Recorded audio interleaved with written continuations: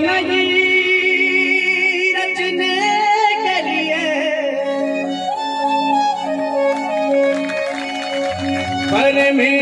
परमेश्वर पेट में पीड़ा उठी। हरे कृष्ण अचानक सोते हुए मन मोचन के मन क्रीड़ा उठी।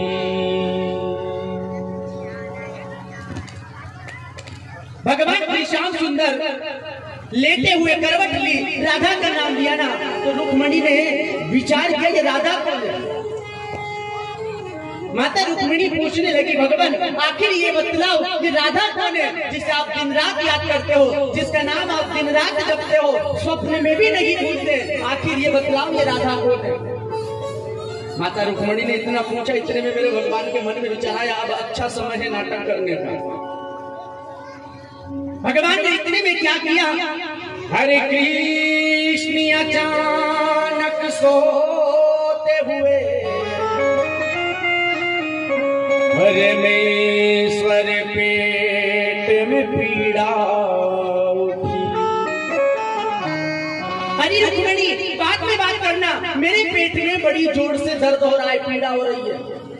भगवान के पेट में कोई पीड़ा नहीं हो रही है, केवल भगवान राधा की महिमा बतलाने के लिए, ये नाटक करने के लिए, एक लीला रचने के लिए मन में विचार कर करके रुक्मिणी को कहते रुक्मिणी आज मेरे पेट में बड़ी जोड़ की पीड़ा हो रही है, तो ऐसा कर किसी डॉक्टर को, किसी वैद्य को बुला। अब भगवान के पेट में पीड़ा होने लगी ना तो माता रुक्मिणी जोड़ लगाई, किसी वैद्य को बुला करके लाई।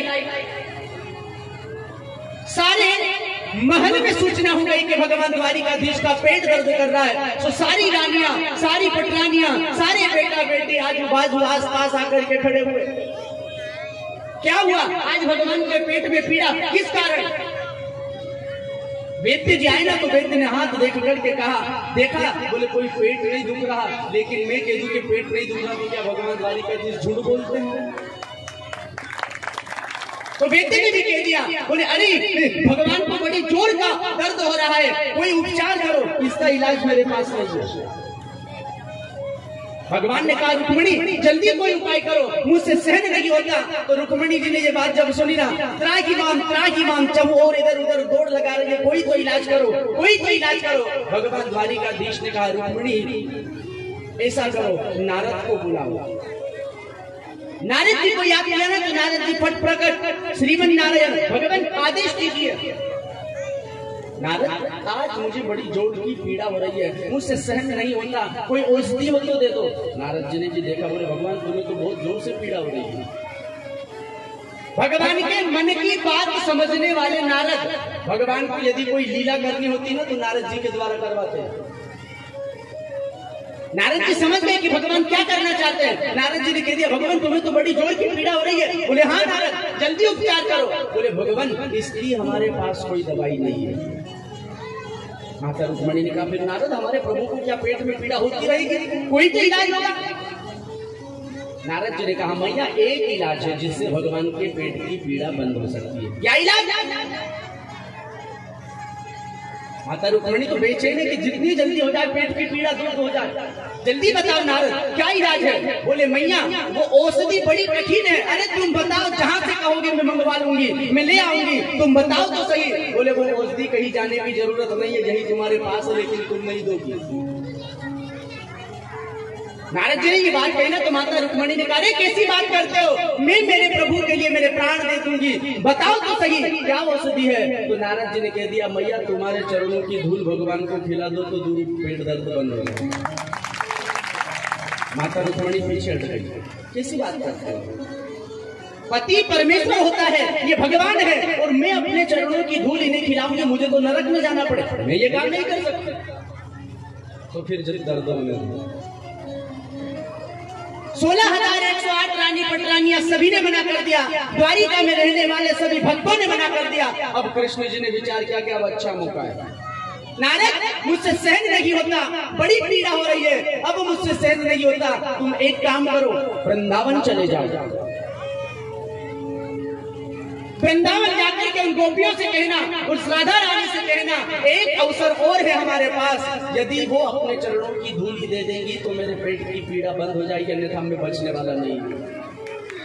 ये बात जब माँ रुक्मणी ने सुनी, विचार करने लगी, जब हम पत्नियां होकर के ये काम नहीं कर सकते तो वो प्रेम करने वाली राधा, वो गोपियां क्या करेगी। नारद जी फट अंतर ध्यान हुए और नारद जी पहुंचे ब्रज वृंदावन। तो वृंदावन में जैसे ही नारद जी को सभी गोपियों ने देखा, राधा रानी ने देखा, आकर के घेर लिया, हमारे प्रियतम का कोई संदेश लाए होंगे। नारद जी को पकड़ लिया, नारद जी से निवेदन किया, भगवान कहाँ से आ रहे हो? बोले मैं मथुरा से, द्वारिकापुरी से आ रहा हूँ, हमारे प्रियतम कृष्ण के संग। बहुत दिन हो गए, उनकी कोई खबर नहीं है, उनकी कोई सूचना नहीं, कोई संदेशा नहीं है, आप बतलाओ ना हमारे कृष्ण कैसे हैं। नारद जी ने कहा क्या बतलाऊं, व्रजरानी कहानी अगम्य बड़ी, जिसे है तू उदास दिखाया हूं मैं, ब्रजराज के पेट में पीड़ा उठी, ब्रजराज के द्वार पठाया हूं मैं,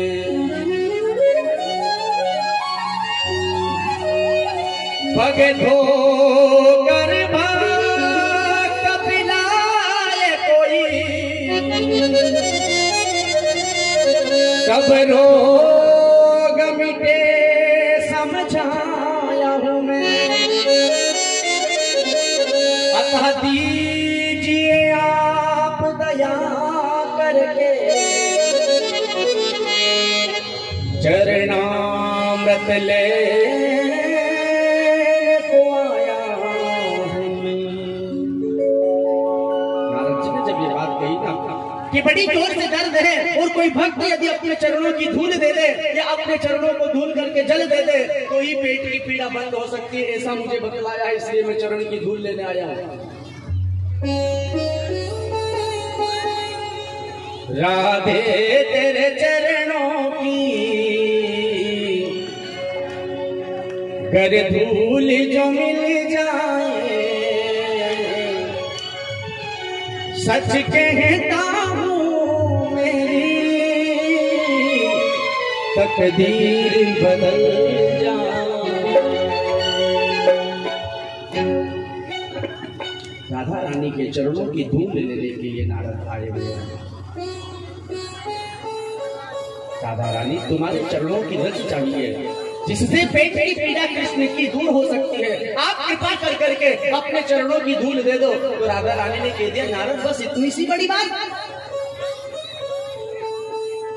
द्वारिका में कृष्ण के लिए ये काम कोई नहीं कर सका, कोई अपने चरणों की धूल नहीं दे सका। बोले नरक में जाने का डर इसलिए किसी ने नहीं दी। बोले तुझे कितनी धूल चाहिए? ले मैं अभी आगे बढ़ जाती हूँ, जितनी धूल चाहिए उठा कर ले जा।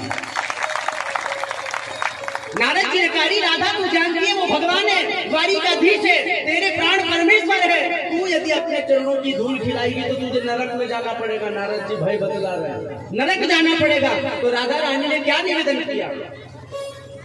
चरणामृत क्या निज जीवन दे, पर मुख से निकले आह नहीं, सुखी प्रीतम प्यार हमारा रहे, सुख की हमको परवाह नहीं, कुल कांति विरोध करे तो करे, हित के पथ पर निर्वाह नहीं, श्रुति शास्त्र विरोध करे तो करे, सत नरक मिले परवाह नहीं। नारद तू तो केवल चरण की धूल की बात करता है, हम तो हमारा जीवन जीवन कृष्ण के लिए देने के लिए तैयार है। तू यदि हमारे प्राण भी मांगे तो आज मेरे प्राण त्यागने के लिए तैयार है। चरणामृत क्या निज जीवन दे, पर मुंह से आहा नहीं निकलेगी। आज यदि प्राण ले जाना चाहेगा तो वो भी ले जा। मुझे सुख की परवाह नहीं है, चाहे मुझे जिंदगी भर दुख मिले, मैं दुखी रह करके जी लूंगी, लेकिन मेरे प्रीतम प्यारे का एक रोम नहीं धुलना चाहिए। तू ले जा, कितनी धूल चाहिए। और तू तो एक बार नरक की बात करता है, मुझे एक बार नहीं 7 वर्ष 100 वर्ष तक भी नरक में वास करना पड़ेगा नारद, तो मैं मेरे प्रियतम के लिए नरक में 100 साल तक रह लूंगी, लेकिन तू ले जा। नारद जी ने प्रेम देखा राधा रानी का। वारी राधा, कितना प्रेम है तेरे अंदर। राधा रानी कृष्ण के उस वियोग में तड़प रही थी। नारद जी ने जब आकर के ये बात कही तो आज संदेशा भी आया, तो ऐसा आया कि आज मेरा प्रियतम दुखी है। राधा रानी आगे बढ़ गई, कितनी धूल चाहिए उठा ले। सारी गोपियां आई, सारी गोपियों ने भी कह दिया नारद अकेली राधा के चरण की रज नहीं ले जाएगा, हमारी चरणों की रज में लेकर के जाना पड़ेगा। सारी गोपियों ने एक बड़ी सी गठड़ी बांध दी और नारद के सिर पर रख करके द्वारिका दे दी। ये प्रेम है मेरे बहन भाई। अपने सुख की परवाह नहीं होती है प्रेम में। मेरा प्रियतम प्यारा सुखी रहे, सुख की हमको परवाह नहीं। मैं सुखी रहूं या ना रहूं इसकी मुझे परवाह नहीं है, केवल मेरा कृष्ण सुखी रहना चाहिए। ले जा करके गठड़ी पटकी ना, तो राधा रानी सारी पटरानियों ने देखा इतना प्रेम, चरण की धूल भेज दी। कृष्ण ने पुतलियां खोली और एक चिमटी धूल लेकर के मुंह में डाली, पेट की पीड़ा बंद। कोई दर्द नहीं हो रहा था, केवल नाटक किया जा रहा था। पेट की पीड़ा बंद। नारद जी ने कृष्ण से कहा कन्हैया तुम कितने अभागे हो जो यहाँ द्वारिका में बस रहे हो। अरे इससे अच्छा तो तुम्हारे लिए वो वृंदावन है, तुम्हारी वो गोपियां इन पटरानियों से अच्छी जो तुम्हारे लिए अपना जीवन त्यागने के लिए तैयार है। नारद कह रहे हैं कृष्ण से, कर जोड़ के नारद बोले उठे, हरि राधा का हाल बताना है क्या।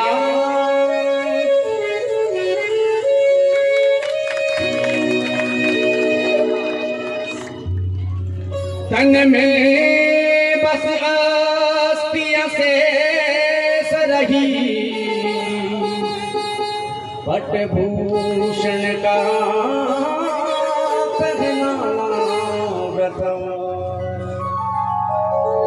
कन्हैया तुम तो यहाँ चैन से जी रहे हो, तुम्हारी राधा वहाँ तुम्हारे वियोग में रो रही है, तुम्हारे वियोग में तड़प रही है, और तुम यहाँ चैन से जी रहे हो। अरे क्या बताऊं, तन में अस्थियां शेष रही, बस हड्डियां बची है, वहाँ आभूषण भी पहनाओ तो शोभा नहीं देता। ऐसी स्थिति राधा की तेरे वियोग में हो रही है। नारद कह रहे हैं हरे कृष्ण स्नेह समीप नहीं, तब प्रेम की ज्योति जगाया हूँ मैं। हम तो कहते ब्रज को तज कर, पूरी द्वारका में बसना है प्रथा। हम तो कहते कन्हैया वृंदावन को तज करके तेरा द्वारका में रहना बेकार है, तू द्वारका छोड़कर वृंदावन चला जाना। जी को रुक्मणी ने, सत्यभामा ने, सारी रानियों ने, पटरानियों ने जब ये देखा इतना प्रेम राधा रानी का कि मरने की परवाह नहीं। नारद जी से कहा उनसे कहा होता नरक में जाना पड़ेगा, तो राधा रानी के विषय में नारद जी ने कहा रुक्मणी मैया से, मैया क्या कहे। राधा ने कहा एक बार नहीं 100 बार भी यदि नरक में जाना पड़े तो मेरे कृष्ण के लिए मैं जाने के लिए तैयार हूँ। माता रुक्मणी ने जब देखा इतना प्रेम कृष्ण के लिए राधा रानी का, तो आज माता रुक्मणी ने वरदान दिया, हे राधा मैं तुझसे ईर्षा करती थी, लेकिन आज मैं तुझे वरदान देती हूँ, जहाँ भी कृष्ण का नाम लिया जाएगा कृष्ण से पहले तेरा नाम लिया जाएगा। जहाँ भी मंदिर में कृष्ण विराजमान होगा उस कृष्ण के साथ रुक्मणी, सत्यभामा, रत्नजीता, लक्ष्मणा, भद्रा, 16,108 नहीं केवल राधा रानी साथ विराजमान होगी, ये मेरा आशीर्वाद है। राधा रानी का इतना प्रेम है मेरे बहन भाई। विचार करो, जब राधा रानी के प्रेम के चरण रज पाकर के कृष्ण का जीवन धन्य हो गया, तो क्या राधा रानी के चरणों की धूल हमारे जीवन में हमें मिल जाएगी, तो क्या हमारी नैया भव से पार नहीं होगी? हमें उस राधा रानी से यही निवेदन करना चाहिए, हे राधा, राधे तेरे चरणों की गर धूल जो मिल जाए, सच कहता हूँ मेरी तकदीर बदल जाए। राधे तेरे चरणों की गर धूल जो मिल जाए, सच कहता हूँ मेरी तकदीर बदल जाए। राधे तेरे चरणों की गर धूल जो मिल जाए, राधे तेरे चरणों की गर धूल जो मिल जाए, सच कहता हूँ मेरी तकदीर बदल जाए।